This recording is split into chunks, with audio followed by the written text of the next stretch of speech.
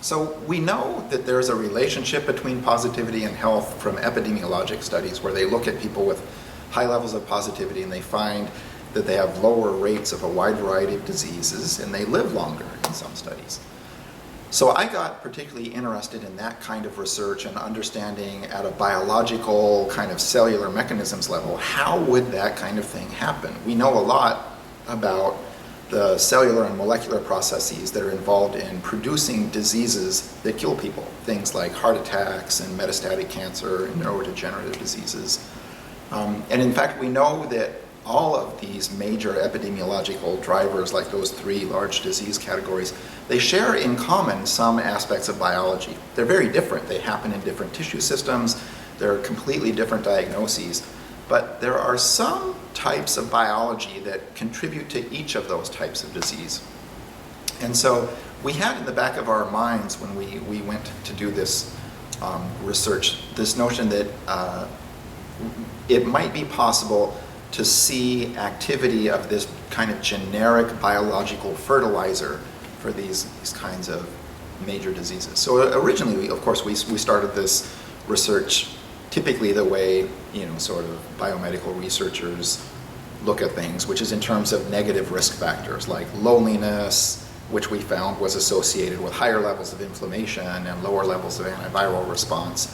Later, we found similar biological profiles for people who had other forms of adversity in their lives, like living in poverty or exposed to warfare or recently bereaved of their significant other. So we had a kind of clear sense of what risk and adversity looks like, particularly at the genomic level, since genomics is really kind of the medium through which we understand most diseases these days.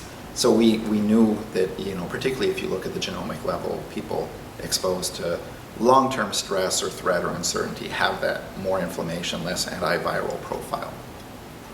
So at some point, we started asking who doesn't have that? Because what we'd like to do is stop that kind of thing from happening.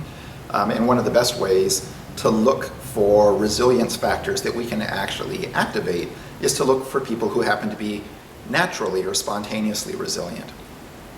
So we began by looking at classical positive psychology themes related to positive emotion and things like that, and actually didn't find a whole lot there.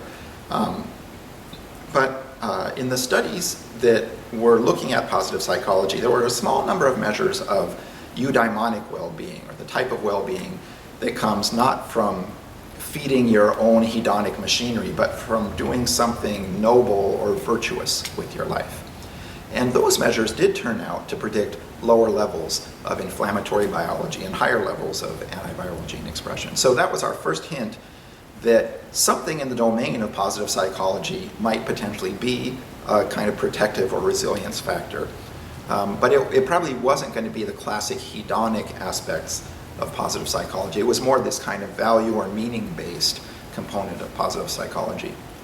So after those initial studies, which were correlational, so we couldn't really tell for sure whether, sort of eudaimonic well-being, as they call it, is associated, it predicts better health, or whether vice versa, being healthier just allows you to, let's say, be more engaged with positive, meaningful activities in life, less constrained by illness or infirmity. So we got then very interested in studies where we could change positive psychology and particularly change eudaimonic well-being, make more of it, and see how that affected the genome.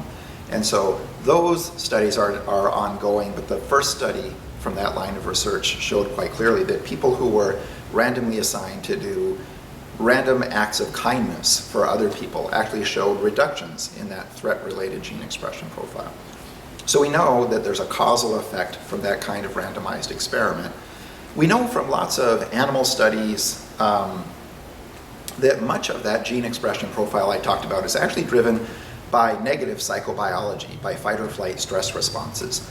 We haven't really been able to find a very clear kind of eudaimonic well-being hormone or something like that that's actually carrying these effects from the life we lead and our experience of it into the body. So most of the machinery, if you will, kind of from the neck down, seems to be related to threat or uncertainty and fight or flight stress responses.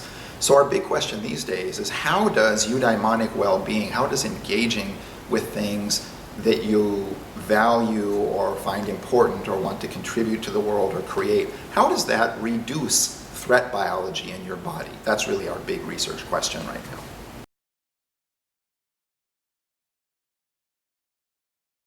Well, like I said, that's not a done deal in terms of the line of research, so I wouldn't say we're particularly authoritative or comprehensive, but one thing that's pretty clear now from a number of studies is that people who do engage with something that they value, particularly if it involves pro-social activity and helping others, they do seem to have favorable effects on their molecular biology. We don't yet know whether that's going to translate into improved health and better lifespan, but certainly at the biological level, it looks quite good. So I think, in the behavioral world, one thing that looks great is committing yourself to some kind of cause or purpose greater than your own immediate self-gratification. There's also times when, people are exposed to threats that just sort of can't be wished away. Like, let's say you've just recently been diagnosed with cancer. We know that the kind of biology I just talked about with inflammation and low antiviral responses, that doesn't actually help cancer. In fact, it sort of helps promote cancer's spread and metastasis. So in those scenarios, we can't ask someone who's just been diagnosed with cancer to not worry about it. It's just not going to happen. So in scenarios like that, there's a set of drugs that we can deploy that will block that stress-mediated signaling from the fight or flight division of your autonomic nervous system. We'll just block that stuff. Particularly, for example, during periods of surgery. You've just been diagnosed, you've got cancer, you're going into surgery the next week. We're not going to ask you to just zen out and meditate and don't be worried about the cancer. We think probably the best thing at this point is to deliver a drug that's going to block the stress effects so that that doesn't interact with the cancer to increase the risk of metastasis when you're undergoing surgery. So there's going to be different kinds of interventions, we think, probably for different kinds of people or different kinds of circumstances.